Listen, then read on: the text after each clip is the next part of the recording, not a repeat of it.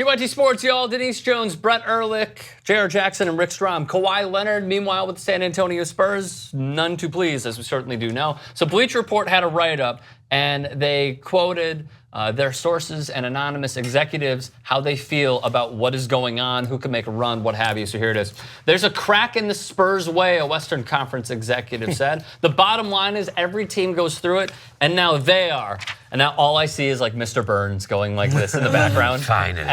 Finally, we're getting to Greg Popovich. Can the relationship be salvaged? I don't think it can. At the end of the day, Kawhi wants out. Again, we don't know that for sure. We just happen to believe so.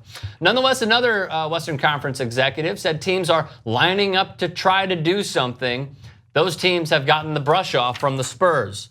The Spurs want to try to make things work right now and aren't interested in a trade happening. One NBA agent estimated Kawhi would stand to haul in about $70 million more by signing the Supermax with the Spurs, rather than bolting as a free agent, not this upcoming offseason, but next offseason. That would be the smart thing to do, said his agent. And then on top of that, if I'm the Spurs, I'd trade him to Boston. This is something I kind of like. For Jaylen Brown, Terry Rozier, and a first. Strike when the iron's hot with all these teams coming at you. Does anybody see, first off, what do you see happening? What does anybody see happening with the Spurs, Greg Popovich and Kawhi Leonard? I just can't see after this season them doing it again for another year. This was an excruciatingly long time of Kawhi being a broken head case in relation to the Spurs. I don't see them doing it again. Yeah, I don't think so either. But the thing is the reason why it makes it so confusing is because we compared it to the way the Patriots do things with the media.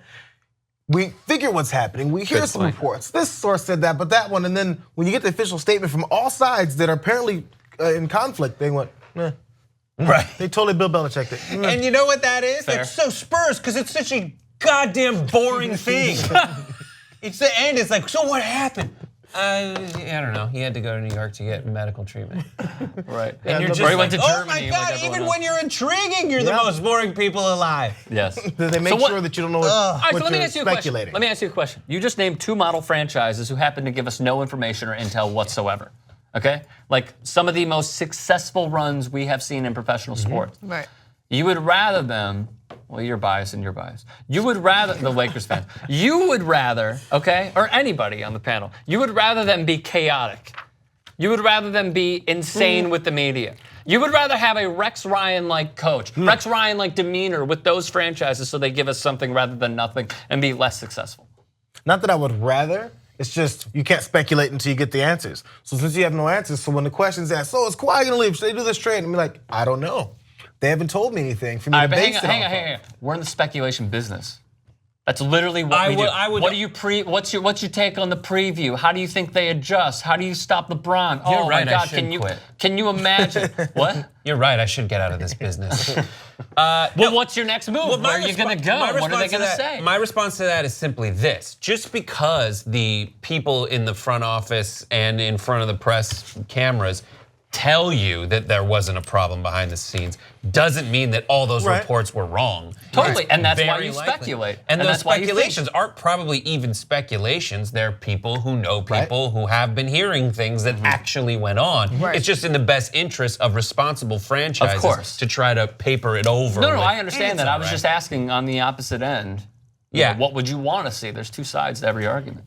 I would like to see something that's a little more engaging. So it's a little frustrating with the Kawhi and Spurs situation because there's just so much mystery and there's so much room for just like a false opinion or a false narrative of what's actually happening. But you're right. If a number of media outlets are all coming up with the same story and it could be coming from internal where it's like somebody in their camp is overheard a conversation that was had, and there is some truth to that statement or to the problem that's happening. The problem is that when you're not getting a reaction from the two main characters in this story, it makes it a little frustrating. And I would like to see a little more human come out of these franchises. So let me tell you how to throw a monkey. By the way, we haven't heard from Kawhi. He's literally not he was at zero playoff games. Isn't that crazy? None. Yeah, it's Right. nuts. So you know what? Boogie Cousins was at a game and he tore his Achilles. If I'm in the communications department for Lakers, Right.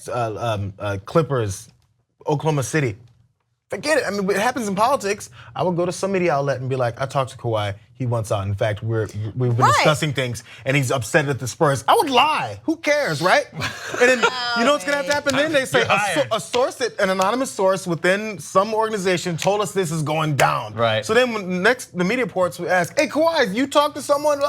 He has to say something now. It's not my team. I'm gonna try and blow this team up. Full disclosure, by the way, if anybody wants to be that source, they're more than welcome to do it right here. Right. We will bring you in. There's some horrible coffee that we have. I don't know. I don't think it's that it's bad. free. I It's like pretty the terrible. No, it's I've again, switched to coffee green tea. now That's how is horrible. different than it used to be. Okay. These are your competitors. If you want your Sabotage them. Why not? U-band, There's- go get your U-band. real quick, This there's- is intelligentsia crap. Now we're just crapping on the brand. There's two destinations that can offer the most. And I hate to say this.